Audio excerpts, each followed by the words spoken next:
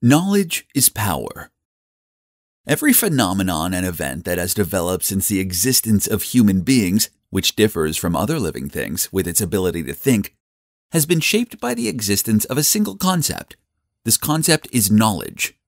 For scientists, knowledge is briefly expressed as a concept that is difficult to define, and it is generally described as the most important element in the survival, development, and shaping of thoughts and behaviors of people.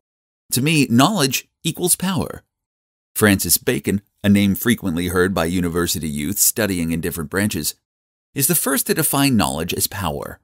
Born on January 22, 1561, Francis Bacon, as a member of a noble family, opened his eyes to a better life, apart from the examples we gave earlier.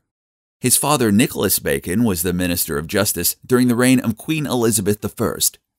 Francis Bacon proved that he was different from his peers, with his eagerness to learn from his childhood. He was introduced to scholastic philosophy at Trinity College, Cambridge, which he entered at the age of 12, and started to build his life on this basis.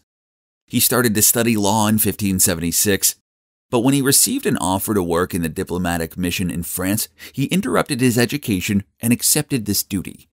When he found a different environment for his scientific studies in France, he continued his education by having to return to London after his father's death.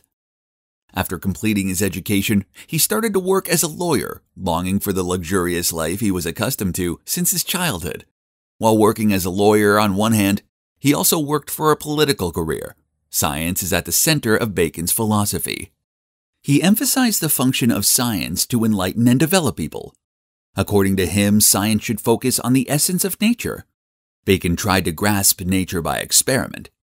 Interestingly, his death was also for the sake of science. He caught a cold during an experiment by filling a chicken corpse with snow to see if the cold would prevent decay, and died of pneumonia in 1626. When Bacon said, "Knowledge is power," there is great power in knowledge itself. Do not read to deny and reject. Do not read to believe and accept everything. Do not read to speak and lecture. Read to weigh, compare, and think. He also revealed the source of the power of knowledge and how the source can be used. Another important point in using knowledge as a power is in the accuracy of information. As in a catchy advertising spot, power without control is not power. Especially in our day, ease of accessing information makes control of information necessary. In this sense, my advice to young people is to first understand the difference between correct and polluted information. The most powerful weapon that has been discovered since the existence of mankind in the world, and will continue to be discovered forever, is the weapon of knowledge. Those who hold knowledge, develop it, and manage it to use it in the most appropriate way also hold power and dominance. This important power, called knowledge, has changed the fortunes of countries and even history. The best example in this regard is an event that took place 428 years ago in 1588. This event, which took place between Spain and England, is described in the book Interesting Events in History as follows. Known as the strictest Catholic king, King of Spain Philip II had perfectly legitimate reasons for building a navy to invade England. England was a Protestant country, and Henry was given the title Defender of the Faith by the Pope. Politically, England was becoming a threatening force that developed against the ongoing Spanish supremacy in colonization and trade. More recently, Spain had had to fight with England while surprising the rebellion in the Spanish Netherlands.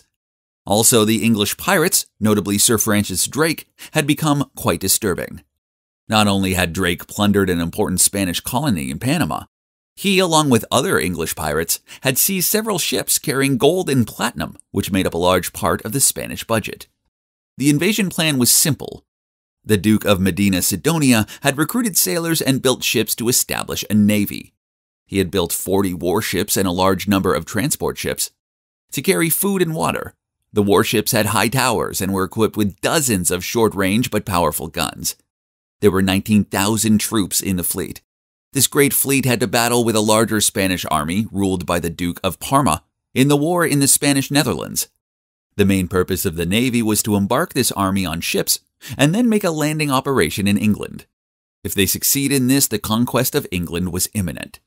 Spanish infantry units were the best trained and effective military force in Europe. With their skills in the use of swords and spears, They could defeat all their opponents. Only Swiss warriors could deal with them. And luckily, Britain and Switzerland were not allies. Once the soldiers came ashore,